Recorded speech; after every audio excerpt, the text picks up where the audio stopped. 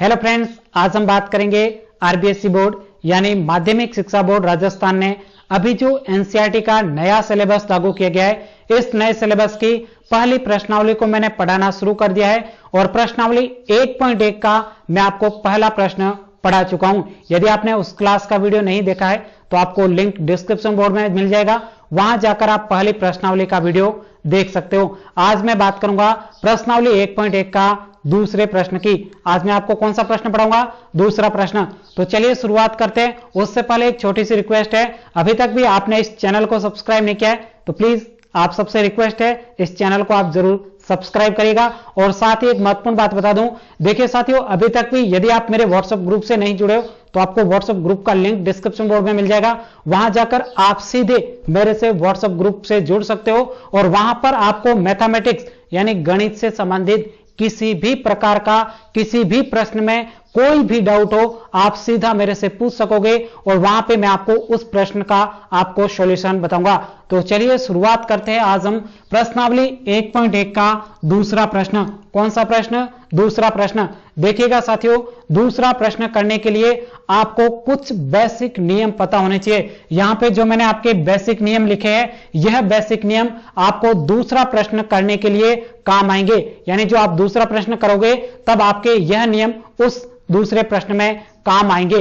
तभी आपको मैं सबसे पहले यह नियम बता रहा हूं ताकि आपको दूसरा प्रश्न करते समय कोई भी दिक्कत नहीं आए। और यह नियम मैंने आपको बिल्कुल सरल भाषा में लिखा है ताकि आप दूसरा प्रश्न आसानी से कर सको और आपके बोर्ड के एग्जाम के पॉइंट व्यू से देखा जाए तो आपका दूसरा प्रश्न क्या है, महत्वपूर्ण है। चले मैं आपको नियमों को बताता हूं। सबसे पहला नियम है सम संख्या का सूत्र क्या है। यानी आपसे पूछा जाए सम संख्या का सूत्र क्या है तो सम संख्या का सूत्र है 2n। क्या है? 2n। यहां पे n की जगह आप कोई भी संख्या रखिएगा तो आपके हमेशा क्या प्राप्त होगी? सम संख्या ही प्राप्त होगी। जैसे मैं यहां पे आपको 2 की जगह तो 2 रहने देना है, लेकिन n की जगह आप कोई भी संख्या रख सकते हो। जैसे मैं यहां पे n की जगह 0 रखता हूं तो 0 का गुणा 2 से करूंगा तो 0 प्राप्त होगा। 0 भी एक क्या है? सम संख्या है। इसी प्रकार आप यदि n की जगह 5 रखोगे, 5 का गुणा 2 से करोगे तो भी 10 हो जाएगा। 10 भी एक क्या है? सम संख्या है। इसलिए सम संख्या का सूत्र क्या हो जाएगा? 2n। एक विशेष बात बता दूं, देखिए साथियों, किसी भी संख्या से आप 2 से गुणा करोगे तो हमेशा आपको सम संख्या प्राप्त होगी। यानी आप कोई भी संख्या लीजिए, उसे 2 से गुणा करो तो हमेशा आपको एक सम संख्या प्राप्त होगी। चले दूसरे नियम की बात करता हूं। सम संख्या में 2 का भाग देने पर हमेशा शेषफल 0 प्राप्त होता है। यह ध्यान दीजिएगा साथियों, सम संख्या में 2 का भाग देने पर हमेशा आपके शेषफल क्या प्राप्त होगा? 0 प्राप्त होगा।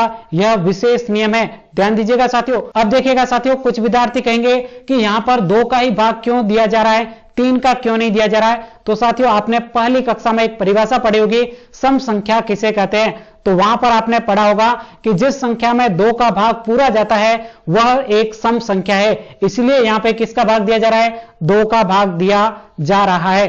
चलिए तीसरे नियम की तरफ बढ़ते हैं। विषम संख्या का सूत्र क्या है? तो विषम संख्या का सूत्र है 2n+1। सूत्र क्या है? 2n+1। यहां पे n का मान आप कुछ भी रखिएगा आपको हमेशा एक क्या? विषम संख्या ही प्राप्त होगी। जैसे मैं यहां पे एक मान रख के बता देता हूं। जैसे यहां पे मैं रखता हूं 3, तो 3 का गुणा 2 से करूंगा 6, 6 + 1 करूंगा तो 7। क्या प्राप्त हुई? एक विषम संख्या प्राप्त हुई। यहां पर मैं यदि 2 रखता हूं तो 2 का गुणा 2 से करूंगा 4, 4 में 1 जोड़ूंगा 5, तो भी 5 एक क्या है? विषम संख्या प्राप्त होती है। इसका मतलब विषम संख्या ज्ञात करने का सूत्र है 2n+1।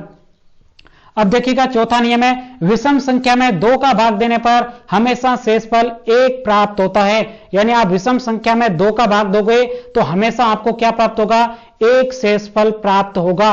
यह भी आपके क्या है? विशेष नियम है। दूसरे जो प्रश्न है उसमें आपको यह नियम आपको ज्ञात करना है, तभी आप प्रूव कर पाओगे कि यह विषम संख्या है। चलिए मैं आपको यूक्लिड विभाजन एल्गोरिथम के प्रयोग से आपको पहला सम संख्या का सूत्र और दूसरा विषम संख्या का सूत्र निकालकर बता देता हूं, क्योंकि कुछ विद्यार्थियों के मन में प्रश्न उठा होगा कि सर ये किस प्रकार से आए। तो अभी मैं आपको करके बता देता हूं। देखिए साथियों, कल मैंने आपको यूक्लिड विभाजन प्रमेय से आपको मैंने क्या बताया था? एचसीएफ निकालना बताया था। तो मुझे आप बताइए यूक्लिड विभाजन प्रमेय का सूत्र क्या है? यानी यूक्लिड विभाजन एल्गोरिथम का सूत्र क्या है? आता है क्या?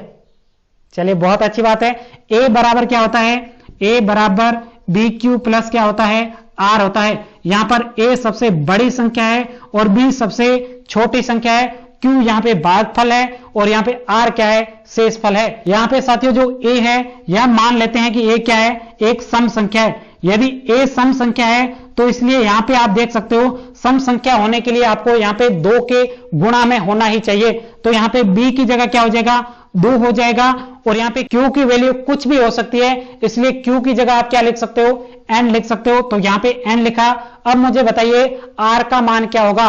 अभी मैंने आपको बताया था कि सम संख्या में हमेशा शेषफल 0 प्राप्त होता है, तो इसलिए यहां पे आपको प्लस में क्या कर देना है, 0 प्राप्त कर देना है। अब इस संख्या में आप 0 जोड़ोगे तो भी कुछ फर्क नहीं पड़ेगा, यदि इस संख्या में आप 0 घटाओगे तो भी कुछ फर्क नहीं पड़ने वाला है। इसलिए जो आपका सम संख्या का सूत्र आ जाएगा 2n, यह क्या है आपके सम संख्या का सूत्र। अब मैं आपको विषम संख्या का सूत्र भी बता देता हूं। देखिए साथियों यहां पे यूक्लिड विभाजन एल्गोरिथम का वापस से यूज करते हैं।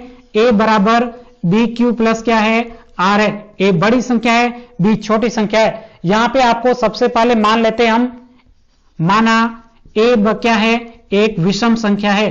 a को हम विषम संख्या मानते हैं और उसके बाद में इस प्रश्न को सोल्व करते हैं। देखिए a बराबर a क्या है, विषम संख्या है। अब यहां पे b की जगह आपको यहां पे क्या दिख रहा है, 2 दिख रहा है, तो यहां पे 2 लिखा और उसके बाद में यहां पे q है। q का मान हमेशा बदलता रहेगा, इसलिए q की जगह हम क्या लिख सकते हैं, n लिख सकते हैं। यहां पे कोई भी संख्या लिख सकते हो और उसके बाद में शेषफल यानी r का मान क्या है।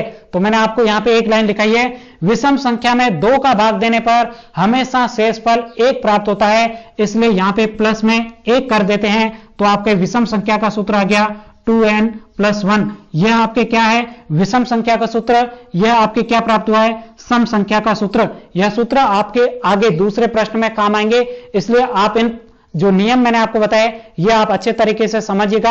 एक बार वीडियो समझ में नहीं आए तो दूसरी बार क्लास का वीडियो देख सकते हो। अब स्टार्ट करते हैं हम दूसरे प्रश्न को। यह है आपके दूसरा प्रश्न।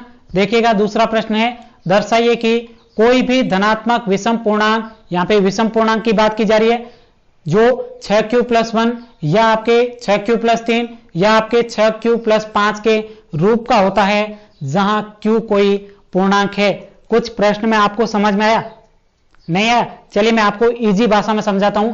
यहां पे जो आपको 3 संख्याएं दे रखी है, पहली, दूसरी और तीसरी, इन तीनों संख्याओं को आपको क्या, विषम धनात्मक पूर्णांक सिद्ध करना है। यानी मैंने आपको जब आपको इस प्रश्न को करने से पहले कुछ बेसिक नियम बताए थे, उसमें बेसिक नियमों में मैंने आपको बताया था कि विषम संख्या ज्ञात करने का सूत्र क्या है।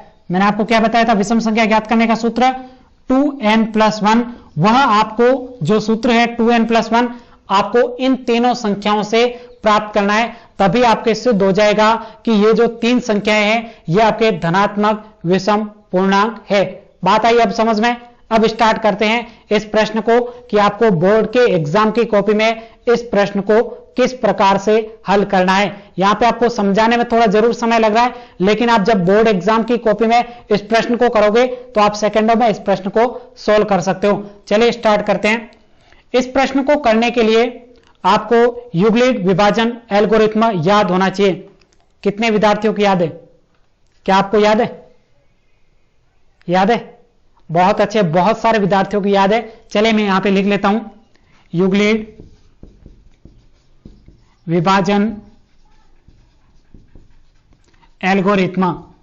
एल्गोरिथम लिखो या फिर आप प्रमेय का लिखो, एक ही बात है, एल्गोरिथम।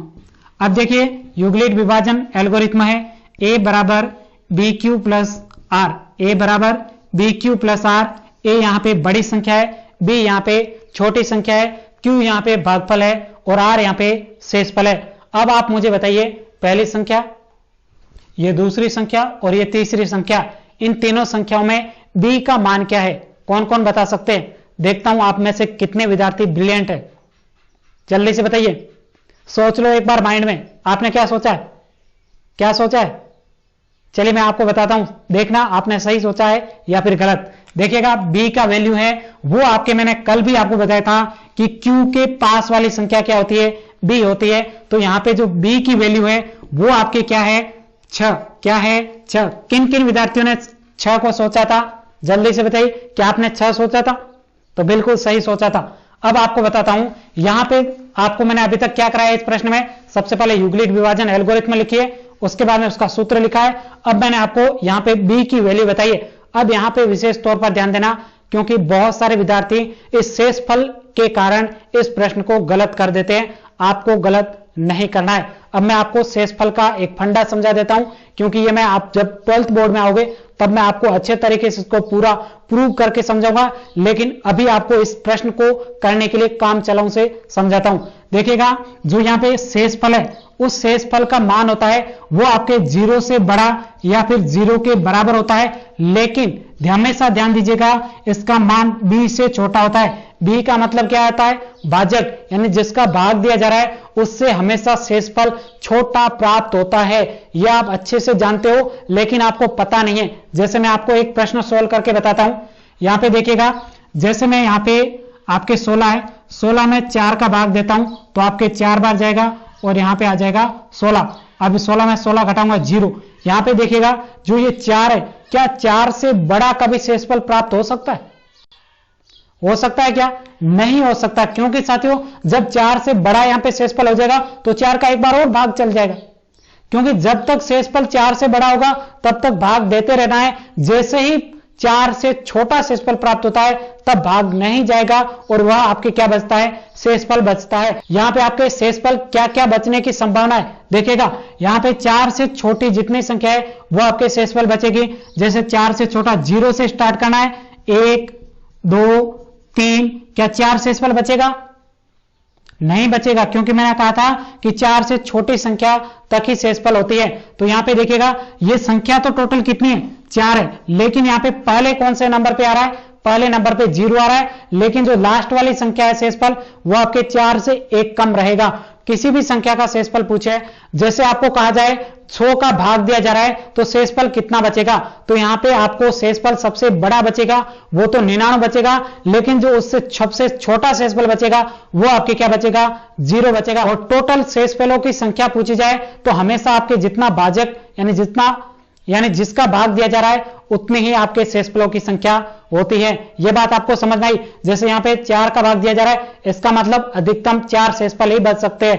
पहला 0 होगा और जो लास्ट वाला होगा वो उस संख्या से एक छोटा होगा। अब मैं उम्मीद करता हूं ये आपको समझ में आया होगा। यहां से मैं आपको ये मिटा देता हूं, क्योंकि ये आपके काम का नहीं है, सिर्फ आपको समझाने के लिए मैंने बताया है। लेकिन ये आपको यहां पे लिखना है, क्योंकि यहां से पता चलेगा कि r का मान हमेशा क्या होता है, 0 से बड़ा या 0 के बराबर, लेकिन b से हमेशा क्या होगा, छोटा होगा। भाजक से हमेशा शेषफल छोटा ही होगा। अब देखिएगा यहां पे b भाजक क्या है, 6 है। अब देखिएगा यहां पे r की वैल्यू क्या हो सकती है, क्योंकि भाजक 6 है तो r की वैल्यू हो सकती है 0, आगे 1 2 3 4 5 6, क्या हो सकता है 6? नहीं हो सकता, क्योंकि b की वैल्यू हमेशा छोटी होनी चाहिए। चलिए शेषफल होगा वो हमेशा क्या होना चाहिए, भाजक से छोटा होना चाहिए, इसलिए 5 तक होगा। लेकिन ये टोटल आप काउंट करोगे तो टोटल कितने हो जाएंगे, 6 हो जाएंगे, क्योंकि आगे एक 0 ले लिया है, क्योंकि 0 भी शेषफल में बचता है। क्योंकि 6 में 6 का भाग दोगे तो 6 में 6 घटाओ, पीछे क्या बच जाएगा, 0 बचा है, इसलिए यहां पे 0 भी लेना पड़ता है। लेकिन जितना भाजक होता है उतनी ही संख्या में शेषफल प्राप्त होते हैं। अब चलिएगा अपना प्रश्न यहां से प्रॉपर वे से स्टार्ट हो रहा है। सबसे पहले आपने यूक्लिड विभाजन एल्गोरिथम लिखना है, उसका सूत्र लिखना है। यहां पर आपको शेषफल का जो नियम है उसको लिखना है, और यहां पे आपको b की वैल्यू प्राप्त करनी है, और यहां पे r के मान लिखने हैं। अब स्टार्ट करते हैं, इस प्रश्न को सॉल्व करते हैं। सबसे पहले इस थ्योरम का यूज करके हम ये सिद्ध करेंगे कि यह विषम पूर्णांक है। चलिए a बराबर a, यहां पे कोई भी एक संख्या मान लेते हैं। a कोई एक क्या है, संख्या मान लो आप, ठीक है। अब यहां से स्टार्ट करते हैं। a बराबर क्या है, बी क्यू प्लस क्या है, r। ये आपके क्या है, यूक्लिड विभाजन एल्गोरिथम। लेकिन आपको यहां पे क्या लिखना है, ये तो हमने यहां पे लिख लिया, एक हमने कोई भी संख्या मान ली, इसलिए a को a रहने देते हैं। यहां पे बी क्यू क्या है, यहां पे देखिएगा 6q है, इसलिए यहां पे क्या लिख लेते हैं, बी क्यू 6q, यहां पे 6q प्लस यहां पे शेषफल 0 है। चलिए यहां पे 0 लिख लेते हैं r का मान। फिर आगे दूसरी बार लिखते हैं 6q प्लस आपके क्या हो जाएगा, दूसरे नंबर शेषफल 1, यहां पे 1 लिख लिया। a बराबर 6q प्लस यहाँ पे शेषफल 2, यहाँ पे 2, a बराबर 6q प्लस यहाँ पे शेषफल 3, a बराबर 6q प्लस 4, a बराबर 6q प्लस 5, क्योंकि आपके शेषफल 5 तक है इसलिए हमने ये सीधा सीधा आपको लिखना बता दिया है। अब ध्यान से देखिएगा, यहां से आपका प्रश्न सॉल्व होगा। यहां पे देखिएगा, मैंने आपको बताया था सम संख्या का यह सिद्ध तभी होगी जब आपको सम संख्या के ये सूत्र लाना है। जब तक आप ये सूत्र नहीं लाओगे तब तक सिद्ध नहीं होगी। और यहां पे जो विषम संख्या सिद्ध करनी है इसके लिए आपको ये सूत्र लाना होगा 2n+1। जब ये आप इस संख्या से सूत्र लाओगे तभी आपका सिद्ध हो जाएगा कि यह जो संख्या है धनात्मक विषम पूर्णांक है। जो ये तीनों संख्याएं थी ना वो। अब देखिएगा सूत्र कैसे लाते हैं, ध्यान से देखिएगा। यहां पे देखिएगा इसके दो ऐसे टुकड़े करो ताकि यहां पे क्या आ जाए, सम संख्या आ जाए, यानी सम संख्या का फॉर्मूला आ जाए। तो यहां पे देखिएगा साथियों, ये पहली और ये दूसरी और ये तीसरी, ये तो क्या है, सम संख्या है। लेकिन जो स्टार वाली है 1 स्टार, ये दूसरा और ये तीसरा, ये आपके क्या है, विषम है। क्योंकि यहां पे लिखा हुआ भी है, देखा होगा आपने, यहां पे लिखा हुआ 6q+1, ये रहा 6q+1 दूसरा और ये तीसरा। यहां पे आपको कौन सा सूत्र लाना है, 2n+1। अब देखिएगा स्टार्ट करते हैं। सबसे पहले यहां पे तो सम संख्या है इसलिए सम संख्या के ये फॉर्मूला लाना है। चलिए यहां पे 2 कॉमन लेते हैं, ये 2 कॉमन ले लिया। पीछे क्या बचा आपके 3q प्लस में क्या बचा 0, 0 की कोई वैल्यू है नहीं, हटा सकते हैं यहां पे। अब देखिएगा यहां पे आपके क्या बचा है 2, बराबर लिखते हैं 2। और उसके बाद में ये जो 3q है, यानी q की वैल्यू हमेशा बदलती रहती है इसलिए q की जगह क्या लिख सकते हैं, 3q की जगह लिख सकते हैं n। इसका मतलब ये क्या हो गया, सम संख्या है। क्योंकि ये फॉर्मूला सम संख्या का था, यहां पे हमने प्राप्त कर लिया। दूसरा देखिएगा ये विषम संख्या है, विषम संख्या को सिद्ध करना है क्योंकि यहां पे दिया भी गया है। तो चलिए विषम संख्या को प्रूव करते हैं। यहां पे आप कॉमन ले लीजिएगा, यहां पे भी हम 2 कॉमन लेते हैं। तो यहां पे क्या बचेगा 3q, यहां पे 3q कोष्टक में आ जाएगा प्लस का 1। उसके बाद में देखिएगा 3q की वैल्यू हमेशा क्या बदलती रहती है इसलिए यहां पे 3q की जगह क्या लिख सकते हैं, n लिख सकते हैं। तो आगे देखिएगा 2 और यहां पे जो 3q है इसकी जगह n लिख लेंगे और उसके बाद में प्लस 1। ये आपके क्या है, विषम संख्या है, सिद्ध हो गया क्योंकि विषम संख्या का फॉर्मूला यही था। यहां पे लिख लेते हैं विषम संख्या।